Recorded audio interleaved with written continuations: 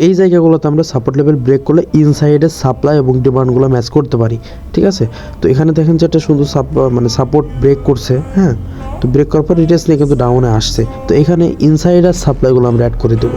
দেখেন ফার্স্টের রিটেস্ট নেওয়ার আগের যে সাপ্লাই এবং রিটেস্ট নেওয়ার পরের যে সাপ্লাই, এই দুইটা সাপ্লাই আমরা প্রথমে ড্র করার পরে এই দুইটা আমরা নিচের দিকে অ্যাড করে দেবো, ঠিক আছে। দেন তারপর আমরা রিভার্সাল এরিয়া আইডেন্টিফাই করবো।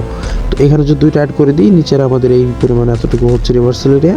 অ্যান্ড ডিমান্ড দেখেন সাপোর্ট লেভেলের ফার্স্ট যেই ডিমান্ডটা, এই ডিমান্ডটা আমরা ফার্স্ট এখানে বসাই দেবো এবং সেকেন্ড যে ইনসাইডের ডিমান্ড আছে এই ডিমান্ডটা আমরা উপরে বসিয়ে দেবো, ঠিক আছে।